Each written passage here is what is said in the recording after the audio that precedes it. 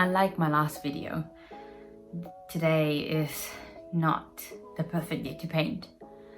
And I was planning to spend my whole day in bed actually, until I realized that doesn't matter what happened, that's just gonna ruin my day.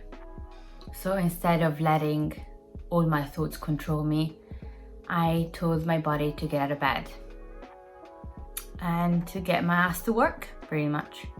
So if you're watching this video and you are procrastinating, or you're putting something off, or you feel like you're not up to what you have to do, or you're not worth it, you are pretty much stupid for thinking that. And let's work our ass off to achieve our goals. Moving forward from my previous video, I'd like to continue reading some of the content from The School of Life and Emotional Education by Alan de Botton.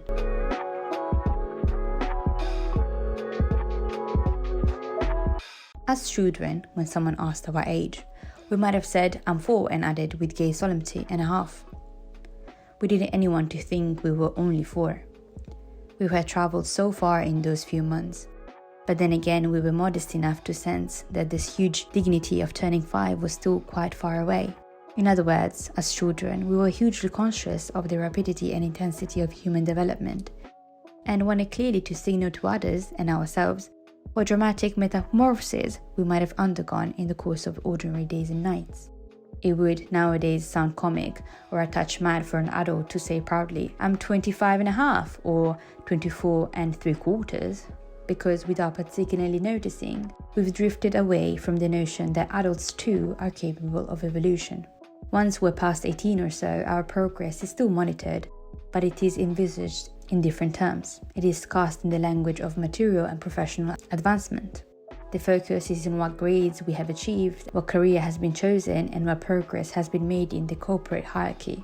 Development becomes largely synonymous with promotion, but emotional growth still continues. There won't be a single outward measure. We're not taller, we've not boosted our seniority at work, and we've received no new title to confirm our matriculation to the world. Yet there have been changes nonetheless. We may over 2 sleepless nights have entirely rethought our attitude to envy, or come to an important insight about the way we behave when someone compliments us. We may have made a momentous step in self-forgiveness, or resolved one of the riddles of a romantic relationship. This quiet but very real milestone don't get marked. We're not given a cake or a present to mark our moment of growth. We're not congratulated by others or viewed with enhanced respect. And no one cares or even knows how caring might work. But inside, privately, we might harbour a muffled hope that some of our evolutions will be properly praised. In an ideal world, we might have in our possession maps of emotional progress against which we could plot our faltering advance towards more sustained maturity. We might conceive of our inner developments as strip around a region, each one with distinct landmarks and staging posts, and as significant in their way as the cities of Renaissance Italy or the beauty spots of the Pacific Highway, and which we might be equally proud of to have reached and come to understand our way around. Imperfection. The single greatest enemy of contemporary satisfaction may be belief in human perfectibility. We may have been driven to collective rage through the apparently generous, yet in reality devastating idea that we might be within our natural remit to be completely and endurably happy. For thousands of years we knew better. We may have been superstitious or credulous, but not without limit. All substantial endeavours, marriage, child-rearing, a career, politics, were understood to be sources of distinction and elaborate misery. Buddhism described life itself as a veil of suffering. The Greeks insisted on the tragic structure of every human project, and Christianity interpreted each of us as being marked by a divine curse. First formulated by the philosopher St. Augustine in the closing days of the Roman Empire, generously insisted that humanity was intrinsically rather than accidentally flawed, that we suffer, feel lost and isolated, are racked with worry, miss our own talents, refuse love, lack empathy, sulk, obsess and hate. These are not merely personal flaws, but constitute the essence of human animal. We are broken creatures and have been since our expulsion from Eden damned, to use the resonant Latin phrase, by peccatum originale. Even without subscribing to the precise details of Augustine's logic, we can appreciate his conclusion. This should feel not like a punishing observation, but more like a relief from the pressures of 200 years of scientifically mandated faith in the possibility of progress. There can be wisely but no solution, no self-help of a kind that removes problems altogether. What we can aim for, at best, is consolation, a word tellingly lacking in glamour. To believe in consolation means giving up on cures. It means accepting that life is a hospice rather than hospital, but one we'd like to render as comfortable, as interesting and as kind as possible. A philosophy of consolation directs us to two important selves, understanding and companionship. Our grasping what our problem is and knowing that we are not alone with it. Understanding does not magically remove the pain, but it has the power to reduce a range of secondary aggravations and fears. At least we know what is racking us and why. Our worst fears are held in check, and tears may be turning into bitter knowledge. It helps immensely to know that we are in company. Despite the upbeat tone of society in general, there is solace in the discovery that everyone else is, in private, of course, as bewildered and regretful as we are. This is not schadenfreude, simply profound relief that we are not the only ones.